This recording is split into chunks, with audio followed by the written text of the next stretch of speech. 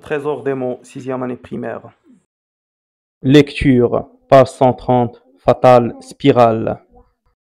Lundi matin, à 7h21, dans la lumière blafarde du hall de l'immeuble Les Oliviers 3, le jeune Kader O, 21 ans, attendait l'ascenseur. Il s'apprêtait à remonter chez lui, au 11e étage, après avoir promené son pitbull dans le parc.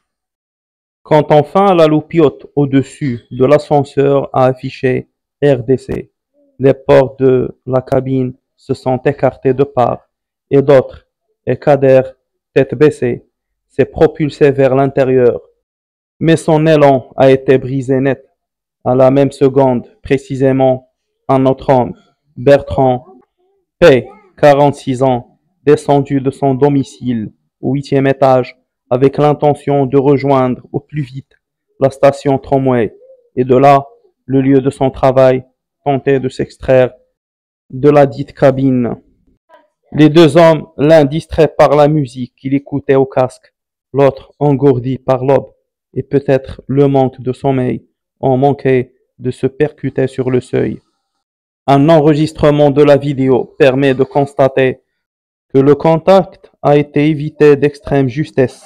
3 mm au maximum séparaient les deux individus qui simultanément se sont figés. Puis ont esquissé enfin un mouvement de recul. L'ascenseur a fait ding.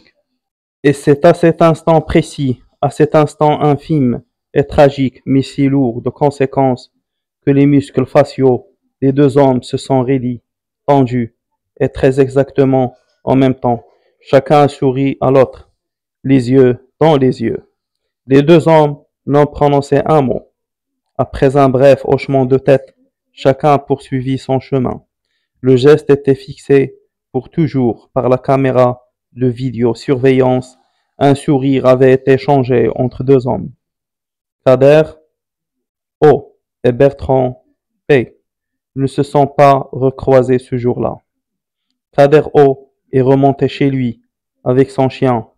Il a immédiatement engagé la conversation avec sa mère, qui regardait la télévision. Il lui aurait déclaré « Qu'est-ce que je peux faire pour toi ?»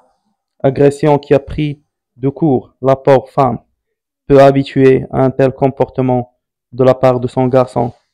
Elle n'a pu qu'assister au spectacle ahurissant de son fils, incapable de se tenir tranquille, prenant l'initiative de faire la vaisselle, passer le balai, la serpillière même, sans cesser de harceler la pauvre femme. « Qu'est-ce que je peux faire pour toi ?»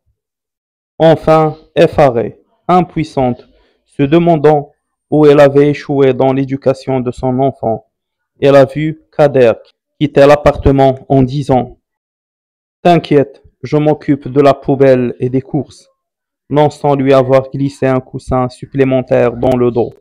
Madame O ont été tellement bouleversée qu'elle a consacré le reste de sa matinée à confectionner des pâtisseries dans le but de les offrir à tout son étage.